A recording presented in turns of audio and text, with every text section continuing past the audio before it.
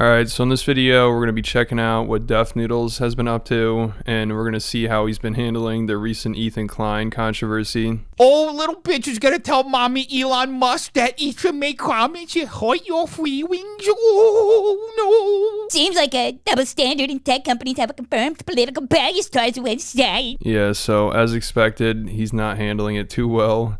I don't even know what's going on here. I keep thinking the guy's going to tone it down a bit because he's losing followers and his views are dropping, but it doesn't seem like it, and he just keeps getting crazier and crazier, and he's getting further and further up Ethan's ass. And I will give him credit here, he is very loyal. I mean, he will defend Ethan no matter what.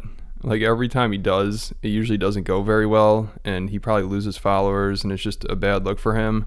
And it seems like he gets way too worked up about it, but he just keeps going, and I don't think Ethan would be doing the same for him. This video from Noodles, it's 20 minutes long. I think he spends the whole video defending Ethan, and he responds to like every Twitter post from the conservatives that were trying to cancel Ethan. And I don't know if he'll ever get the hint that him just defending Ethan no matter what and going after Keemstar like crazy probably isn't the best for his channel.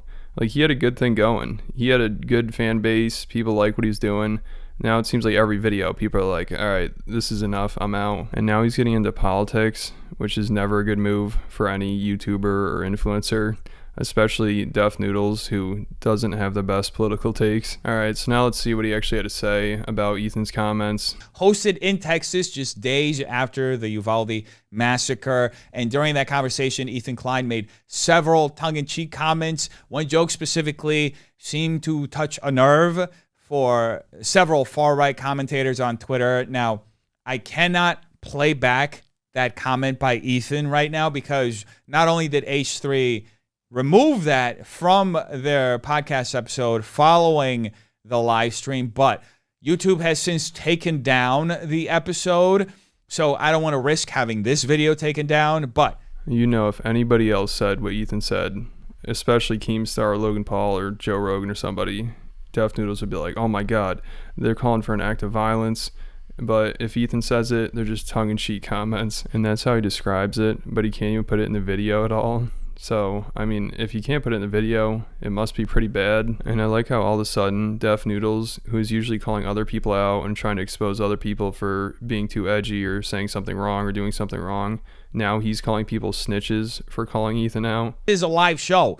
Mistakes are going to happen. Sometimes you go too far. The thing you need to do is to essentially do everything that they just did. They acknowledged the comment went too far and then retracted it. Now, all of this makes you wonder, right? Why are the far-right trolls choosing to not include this part in their clip? It's almost like it completely invalidates their spin. Now, before we move on, I want to make absolutely clear that I do not condone the comment, nor do I endorse any sort of violence. Anyway, the reaction of far-right troll Twitter clearly had an effect because the episode ended up getting taken down by YouTube. So today we're going to be looking at how these freedom-loving conservatives ended up going all Karen on this shit and essentially becoming what they say they hate the most. So I will agree that some of the conservatives tweeting about this are definitely cringy, and some people are saying that Ethan should be locked up, and they're acting like this is the end of the world, and they definitely go too far. But the main point here is Ethan, he just needs to be held to the same standard he holds other people to, and YouTube holds people to.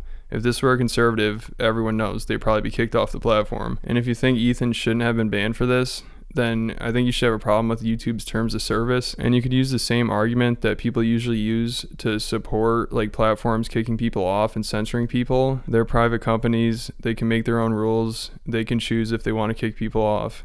And I would imagine if Keemstar got kicked off or something like this, then Noodles would probably love that rule. And he'd be like, oh, well, you know, you violated the terms of service. What are you going to do? That person to jail. Folks, these are the people who believe in the First Amendment. Now, should be said that violent threats are not covered in the First Amendment. However, a comment that goes too far and a person immediately retracting it, like, really? Like, nobody has ever said something that they regretted. You're telling me that people live their entire lives. I love how he keeps bringing up freedom of speech and the First Amendment, but then he admits what Ethan said isn't covered in the First Amendment. But, you know, he walked it back and all this stuff, so it's okay. That's still not the point here. The point is he broke the rules, and I think if anybody else broke these rules, Noodles would probably agree with the punishment especially if it's Keemstar or somebody like that. And I like that he makes the point that, oh, everyone said something that they regret. Yeah, that's true. But people still get in trouble for it. It doesn't matter if they backtrack. It doesn't even matter if they catch themselves doing it. Like, here's a video of Def Noodles talking about Aiden Ross, when Aiden Ross almost said the F slur, the slur towards gay people. Aiden Ross. He's actually weird as bro. Kid is a oh my God! Look, folks, it's not Aiden Ross's fault that he almost accidentally said the F slur. He's just used to saying it so freely that it almost slipped out. Society has to change itself to adapt to Aiden Ross's sensibilities. Otherwise, his career's gonna be over pretty soon. So when Ethan Klein accidentally screws up and says something wrong, it's just tongue-in-cheek and, oh man, everyone needs to chill. He just screwed up once. Everyone says something that they don't mean to say once in a while. But Aiden Ross, when he says this, or doesn't even say it, catches himself saying it, Def Noodles like, oh man, he says this all the time. He must say this all the time. And, you know, he better be careful. He might ruin his career over this. And also, under the same logic, doesn't that mean that Ethan, he's probably saying this a lot, like calling for violence a lot and calling for bomb threats? And also, this applies to Def Noodles, because I remember a few weeks ago, or a few months ago now, in one of his videos, he removed this, thankfully, but he let something slip that he probably shouldn't have said. And this is a pre-recorded video that he uploaded. It's not like it's a live stream. So I don't know what the hell he's thinking here. In Vitali's case, not only do I not have any sympathy for him, but I actually wish that the guy he was fighting brought out a gun and just straight up shot him in the head. Yeah, so I guess he can relate to Ethan here, and that might be another reason why he's defending him. I mean, he's just as unhinged. I mean, this is crazy. And he's always talking about how he hates guns and he's so against violence and he's just a peaceful guy and everything. How are you putting this in a video and uploading it? And this is some pretty wild shit to say. And if you think Aiden Ross accidentally said the F word because he uses it so freely in his personal life, then, I mean, you're probably calling for gun violence a lot in your personal life. Well, at least joking about gun violence.